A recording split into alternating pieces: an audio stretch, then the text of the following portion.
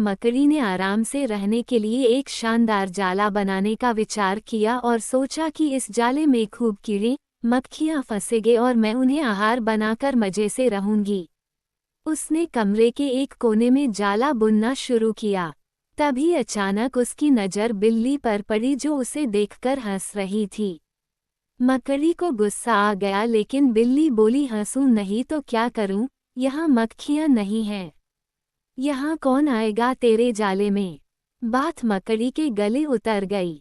उसने अच्छी सलाह के लिए बिल्ली को धन्यवाद दिया और जाला अधूरा छोड़कर दूसरी जगह तलाश करने लगी। उसने खिड़की में जाला बुनना शुरू किया। तभी एक चिड़िया आए और मकड़ी का मजाक उड़ाते हुए बोली, अरे मकड़ी, तू भी कितनी बेवकूफ़ है। अरे यहाँ तो खिड़की से तेज हवा आती है, तू तो अपने जाले के साथ ही उड़ जाएगी।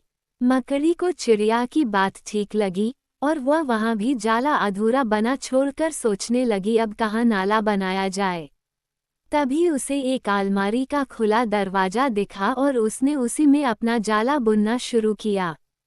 कुछ जाला बुना ही था, तभी उसे एक कॉकरोच नजर आया जो जाले को अचरज भरी नज़रों से देख रहा था।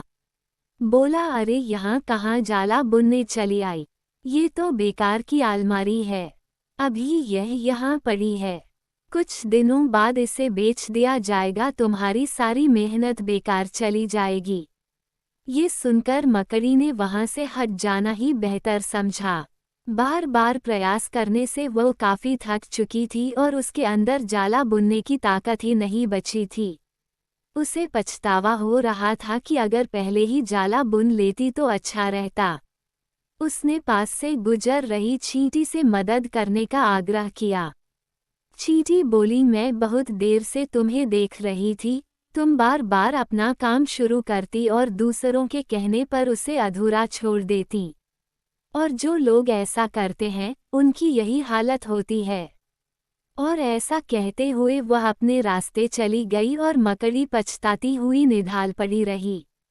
दूसरों का बात अगर सुनते रहोगे तो खुद का कब सुनोगे।